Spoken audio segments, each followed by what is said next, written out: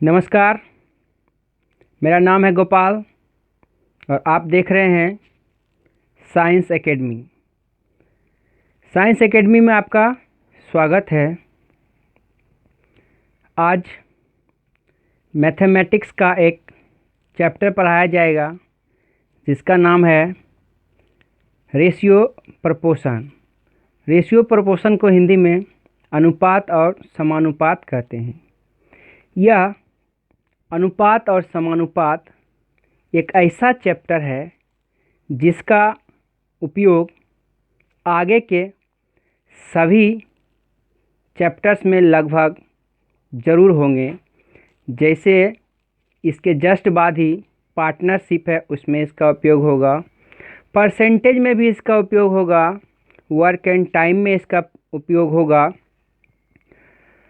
SI, CI सभी में इसका उपयोग होगा।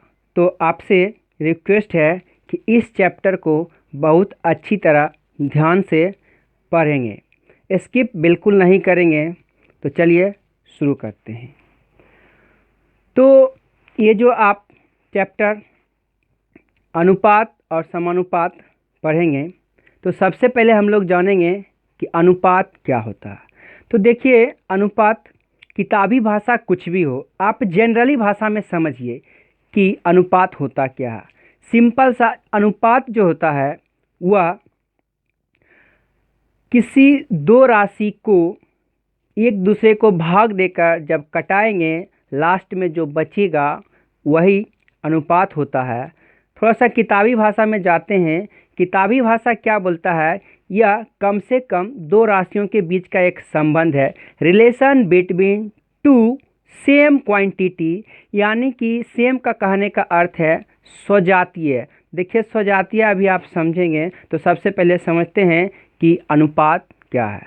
सिंपल सा अनुपात, यदि आपको बोला जाए 10 और 20 का अनुपात निकालिए, इसका मतलब कुछ नहीं, आपको किताबी भाषा ज़्यादा नहीं देखना है। इसका मतलब बिल्कुल है कि 10 को 20 से भाग दीजिए, जो आएगा वही इस दोनों का अनुपात होगा। इसका मतलब है 10/20 कीजिए, इसको कटाइए, आया 1/2, इसका मतलब हुआ 1:2। तो आप समझ गए अनुपात का मतलब क्या होता है। अनुपात का सीधा सा मतलब होता है किसी संख्या को किसी से कटाइए, जो कहा जाएगा उसको उससे कटाइए, जो आएगा उसी को अनुपात बोलते हैं। अब किताबी भाषा में इसका अनुपात का डेफिनेशन क्या है कि किसी भी दो सजातीय राशियों के बीच में संबंध बताता है। वह संबंध एक दूसरे में गुना हो सकता है या एक दूसरे का भाग हो सकता है। जैसे आप कोई सवाल लिखते हैं, कहते A की उम्र B से 2 गुनी है, या फिर कभी कभी बोल सकते हैं कि A की आय B की आय का 5वां भाग है। तो ऐसा जो भी बात बोलते हैं यह एक अनुपात है। ठीक है। तो अब थोड़ा सा और कि अनुपात दो सजातीय राशियों का क्या है, भाग पर आधारित संबंध है। तो जैसे अगर आप भाग पर आधारित की बात करते हैं, इसका मतलब इसको A/B ऐसे करके लिखते हैं। आगे चल के इसी को थोड़ा सा सिंबॉलिक में सजाते हैं, A/B। यानी कि A/B जो है इसी को सिंबॉलिक में सजाते हैं A/B। A के बाद ऐसे 2 बिंदी देते हैं और B लिखते हैं। इसका मतलब A और B आपका दो राशि है, सजातीय राशि है, उसको अनुपात में दिखाना होगा। आपको A लिख के बीच में 2 बिंदी और B लिखना होगा। इसे ही कहते हैं A/B, और इसको पढ़ते हैं A/B। अब थोड़ा सा और भी ध्यान देते हैं, सजातीय राशि क्यों कहा गया, मतलब एक जैसा राशि क्यों कहा गया। ठीक है। जैसे कि आपने अभी सीखा कि 10 और 20 का अनुपात निकालना है, तो आपने 10/20 किया, 1/2 आया, उसको 1:2 लिखे हैं। ठीक है। तो अब थोड़ा सा और भी ध्यान दीजिए कि जैसे यदि आपको कहा जाए कि 5 मीटर और 50 सेंटीमीटर, इसका आप अनुपात निकालिए, तो इस कंडीशन में आप सीधे सीधी 5 मीटर 50 सेंटीमीटर ऐसा कर देंगे तो हो जाएगा ये गलत। ठीक है। इसीलिए ये सजातीय का मतलब होता है कि जो भी राशि आपको दिया गया है उस दोनों को सेम यूनिट में कन्वर्ट कीजिए। तब इसको जब सही बनाएंगे तो कैसे होगा, नीचे यदि सीएम है तो ऊपर भी सीएम होना माने सेंटीमीटर होना चाहिए, यानी कि 5 मीटर को हम लोग लिख सकते हैं 500 सेंटीमीटर। अब इस सवाल को हल कीजिएगा तो देखिए सेंटीमीटर से सेंटीमीटर कटा और 1 जीरो से 1 जीरो, 5 से 5, यानी कि ऊपर बचा आपका 10, नीचे बचा 1। इसका मतलब हुआ 10:1। समझ गए हैं। इसी प्रकार यहाँ पे हो सकता है कि 10 km माने कि किलोमीटर हो सकता है और 50 मीटर हो सकता है। तो इस कंडीशन में भी आप क्या करेंगे, 10 किलोमीटर को मीटर में बदल देंगे और 50 मीटर नीचे में लिख के कटा देंगे, जो आएगा आपका आंसर होगा। ठीक है, समझ चुके हैं। आगे चलते हैं। तो अनुपात क्या है आप समझ चुके हैं। अब देखिए अगला है आपका समान अनुपात।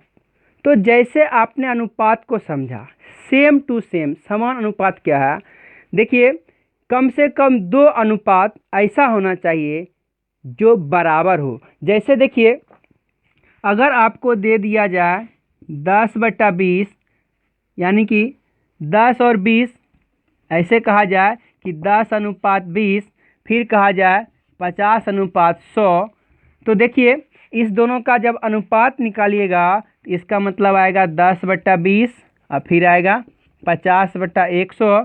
तो इसको कटाइएगा तो 1/2, इसको कटाइएगा तो 1/2, यानी कि 1:2 यह भी आया, 1:2 यह भी आया। तो ऐसा कुछ भी होगा जिसका दोनों का अनुपात सेम होगा उसे ही समान अनुपात कहा जाता है।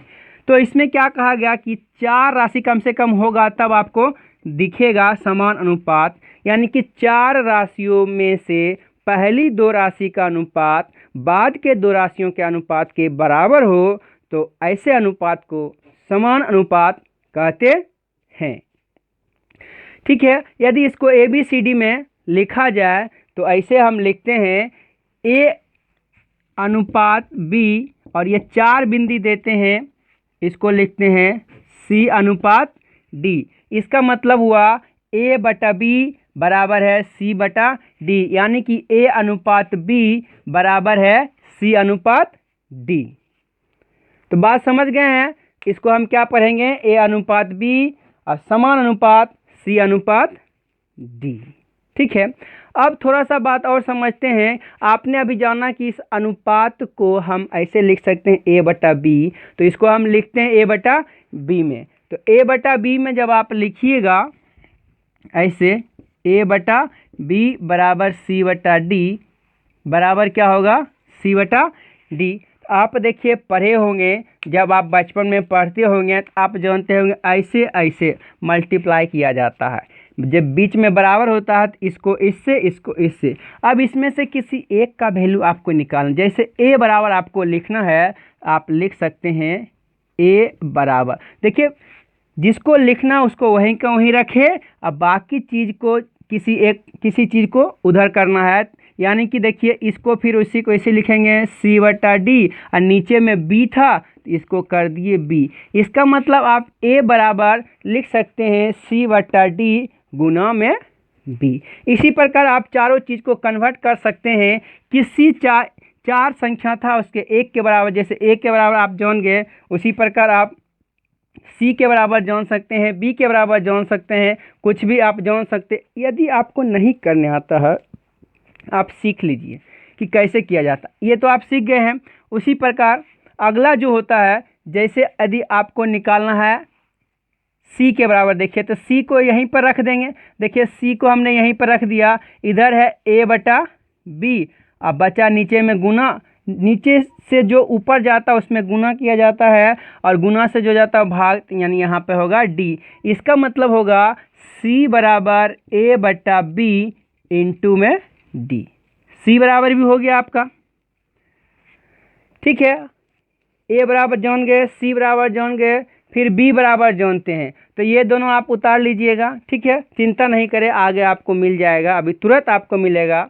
ठीक है। तो अब देखिए आपको यदि निकालना सी के बराबर निकाल लिए, यदि आपको बी के बराबर निकालना है तो फिर से इसको ऐसे मिटा के यहाँ से देखिए बी यहाँ है, इस सब को लाना इधर, तो यानी कि देखिए ए यहाँ है और इसको इधर लाना, तो जो ऊपर में रहेगा आप नीचे में लिखिएगा, जो नीचे में रहेगा वो ऊपर में। देखिए सी ऊपर में है तो यहाँ पे सी नीचे में होगा, डी नीचे में है तो यहाँ पे डी होगा, इधर क्या बच गया बी। इसका मतलब बी बराबर हुआ ए डी बटा में सी।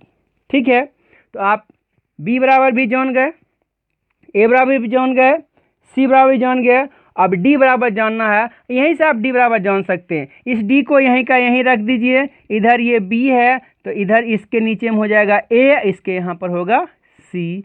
तो यानी कि चारों के बराबर आप सीख गए हैं। यह बहुत ज़रूरी है, आगे चल के आपको सवाल आएगा, 4 राशि देगा, इसमें से ए बी सी डी कोई 3 देगा, एक जगह खाली रखेगा और आपको एक का वैल्यू निकालना पड़ेगा। ठीक है, तो समझ गए हैं। आगे चलते हैं हम लोग। अगला है आपका सतत अनुपात। ये जो होता है सतत अनुपात, यानी कि अभी आपने 2 सीखा, फिर आपने 4 के साथ सीखा, 2 के साथ अनुपात, 4 के साथ समान अनुपात। अब सीखेंगे ओनली 3 के साथ, यानी कि 3 संख्या अनुपात में रहेगा उसे सतत अनुपात कहते हैं। अब 3 संख्या में कुछ कंडीशन होता है, कैसा, जैसे देखिए यदि ए अनुपात बी अनुपात सी है, इसको सतत अनुपात कहते हैं। लेकिन इसमें होता क्या है, इस अनुपात को समान अनुपात में कन्वर्ट किया जाता है। इसको ऐसे लिखते हैं ए अनुपात बी, अब फिर समान अनुपात बी अनुपात सी। इस कंडीशन को सतत अनुपात कहते हैं। जब देखिए इस कंडीशन को आप फिर से अच्छा से लिखिएगा, ये होगा ए बटा में बी बराबर में फिर होगा बी बटा में सी। अब देखिए आपने अभी तुरंत सीखा है, इसको ऐसे ऐसे तिरछा तिरछी गुना करते हैं, इसको इससे गुना करेंगे, इसको इससे गुना करेंगे, आपका आ जाएगा बी स्क्वायर बराबर ए सी और बी के बराबर रूट अंडर ए सी। अब थोड़ा सा ध्यान से देखिए, आपने अभी देखा है कि ए बी सी अनुपात में था, इसको प्रथम बोलते हैं, इसको मध्य बोलते हैं, इसको तृतीय बोलते हैं, और भी थोड़ा सा किताबी भाषा में इसको बोलते हैं, इसको प्रथम अनुपात, इसको मध्य अनुपात, इसको तृतीय अनुपात कहते हैं। तो देखिए बी का वैल्यू आपको निकला, क्या निकला, रूट अंडर ए सी। यानी कि कभी कभी आपको सवाल दे के लैंग्वेज में लिख देगा कि मध्य अनुपात बराबर क्या होता है, तो इसका जवाब होगा रूट अंडर प्रथम अनुपात गुना तृतीय अनुपात। यानी कि एक आपको फॉर्मूला भी आ जाएगा, बी बराबर क्या होता है, तो रूट अंडर ए सी। यहाँ तक आप सीख गए हैं। तो पहले को प्रथम, बीच वाला बी को मध्य और थर्ड वाला सी को क्या बोलते हैं, तृतीय अनुपात बोलते हैं। अब एक बात और सीखेंगे कि इसी में ए बी सी जब ये रहेगा, ए अनुपात बी अनुपात सी, इसका कहेगा वर्गानुपात निकालो। इसका क्या कहेगा, वर्गानुपात। देखिए ये लिखा हुआ है, इससे ही आपको पता चला वर्गानुपात माने कि दिए गए सभी को आप वर्ग कर दीजिए। तो वर्गानुपात क्या हो जाएगा, ए स्क्वायर बी स्क्वायर सी स्क्वायर, सबके बीच में अनुपात का साइन।